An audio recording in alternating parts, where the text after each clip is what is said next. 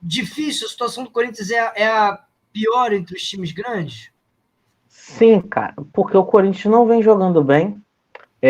Eu não entendi até agora por que nessa partida contra o Remo o Corinthians poupou os titulares, já que vinha de mais de 20 dias sem uma partida oficial, por conta da eliminação precoce no Paulista.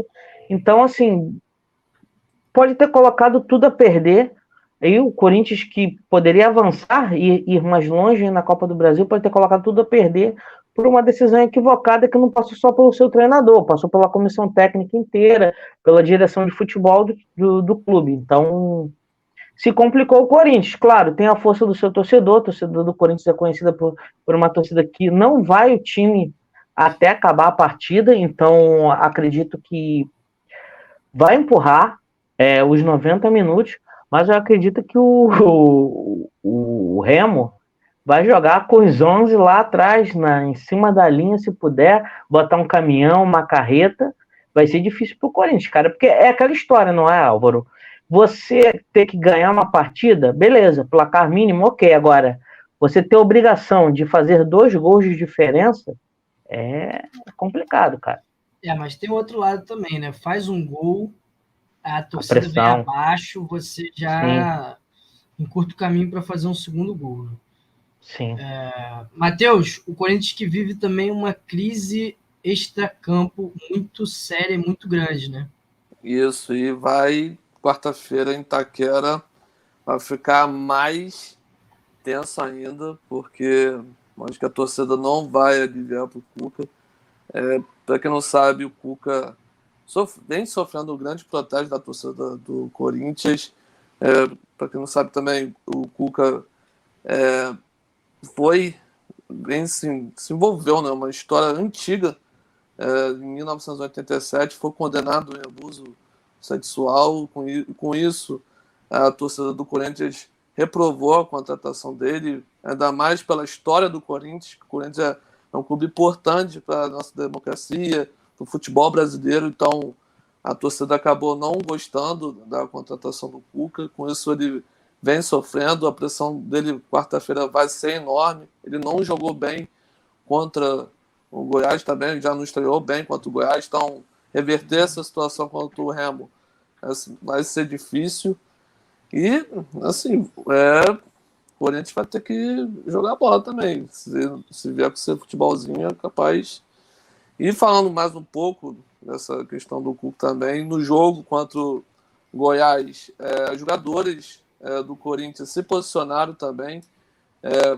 Porque, para quem não sabe, o futebol feminino do Corinthians é muito grande, vem vivendo a melhor fase que do futebol masculino. E no finalzinho do jogo, contra o Goiás, elas se posicionaram, se não me engano, era 40, 87. Era o minuto 87, né, Matheus? Isso. E 87 é se referindo, né, sobre o caso do Cuca, que foi em 1987. Sim. Então, isso assim, o clima não tá tão bom lá no Corinthians. Vamos ver como vai ser essa partida quarta-feira. Sim. Ainda sobre isso, o treinador Arthur Elias do Corinthians deu uma baita de uma afinada, tá bom? Falou que o protesto não era direcionado ao Cuca e que eles não tinham intenção de atacar nem o Cuca, nem o presidente do Corinthians. Ora, pelo amor de Deus, não venha querer botar panos quentes agora, né? E não venha querer com essa inocência para cima de todos nós. Ainda colocou a culpa na imprensa, falando que a imprensa, Renato, interpretou mal a nota. A nota era clara. Sim, claríssima. E parece que antes do protesto, né, a diretoria do Corinthians já sabia que ia acontecer, o próprio Cuca. E, cara, é uma situação muito delicada, tá? Agora, vamos ser sinceros, a maior torcida do Corinthians não foi contra a contratação dele até agora, não se pronunciou, que é a Gaviões da Fiel. E a gente sabe que a Gaviões da Fiel tem peso muito grande na diretoria do Corinthians. Foi assim com o Roberto de Andrade, um peso político muito grande. Foi assim com o Lázaro, eles colocaram lá, #ForaLázaro, menos de 24 horas sabemos o que aconteceu. Então, o Cuca, a única chance que ele tem no Corinthians, cara, de sobreviver por algum tempo, a gente sabe que os trabalhos do Cuca são curto prazo, que o Cuca ele extrai muito dos jogadores, consegue fazer o time jogar bem, mas é por um período curto, e depois ele tem que ir embora. Sempre tem um motivo e sempre vai embora. Então, o Cuca precisa rapidamente colocar esse time para jogar. Ele pediu aí 15 dias, não foi, Matheus?